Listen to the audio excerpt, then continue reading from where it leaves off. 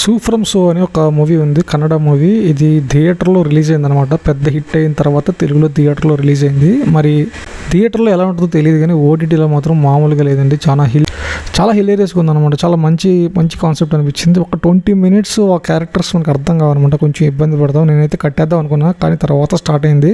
ఒక మంచి సినిమా చూసాను ఫీల్ అయితే నాకు అనిపించింది అనమాట. నిజంగా సూ ఫ్రమ్ సో అనేది ఒక మస్ట్ వాచ్ మూవీ అని నేనైతే చెప్తాను. దీంట్లో సెంటిమెంట్ ఉంటుంది, కామెడీ ఉంటుంది, ఎక్సలెంట్.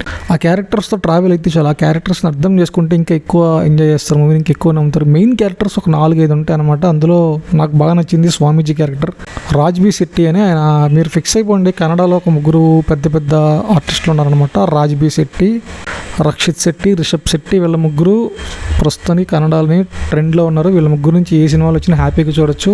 ఈ స్వామీజీ క్యారెక్టర్ మాత్రం కడుపులు నొప్పి తెప్పించింది. మూవీలో హీరోయిన్ ఉండదు అనమాట, హీరో క్యారెక్టర్ ఉంటుంది. తర్వాత ఆ విలేజ్లో ఒక ప్రెసిడెంట్ లాగా ఉంటుంది ఒక క్యారెక్టర్, మెయిన్ క్యారెక్టర్ ఉంటుంది. ఇంకా ఇంకొక ఓల్డ్ క్యారెక్టర్ ఉంటుంది. అంతే, ఇంకా మిగిలిన క్యారెక్టర్స్ అంతా ఫుల్ హిలేరియస్గా ఉంటాయి.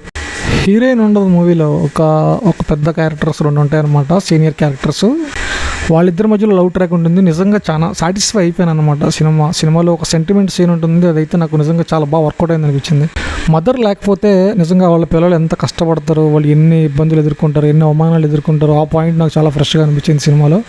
ఒక మూవీ లవర్గా చెప్తున్నా, ఈ సినిమాలో క్యారెక్టర్లు కనుక మీకు అర్థమైతే మీరు బాగా ఎంజాయ్ చేస్తారు. ఒక మస్ట్ వాచ్ మూవీ. ఒక 20 minutes ఆ క్యారెక్టర్స్ జర్నీ కనుక మీకు అర్థమైతే మీరు మూవీని మామూలుగా ఎంజాయ్ చేయరు, చాలా బాగా ఎంజాయ్ చేస్తారు. అంత పెద్దగా లాజిక్లు పట్టించుకోవాల్సిన అవసరం లేదండి.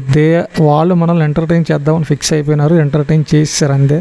లాజిక్లు పక్కన పెట్టండి. ఒక 2 hours మనం స్ట్రెస్ మర్చిపోతాం. ఒక 20 minutes బేర్ చేయగలిగితే మూవీ తర్వాత ఎక్సలెంట్ ఉంటుంది. ఈజీగా ఫ్యామిలీ మొత్తం ఎంజాయ్ చేస్తారు, దాంట్లో డౌటే లేదు. నన్ను అడిగితే ఇది ఒక మస్ట్ వాచ్ మూవీ అండి, ఖచ్చితంగా. ఇది ఒక గుడ్ ఎంటర్టైనర్ అని చెప్తాను అనమాట. Thank you. హాట్స్టార్లో ఉంది, యాడ్లు ఎక్కువ ఉంటే అయినా కానీ ఖచ్చితంగా ఈ మూవీ స్టార్ట్ అయితే 20 minutes తర్వాత అయితే మొత్తం చూస్తారు ఖచ్చితంగా.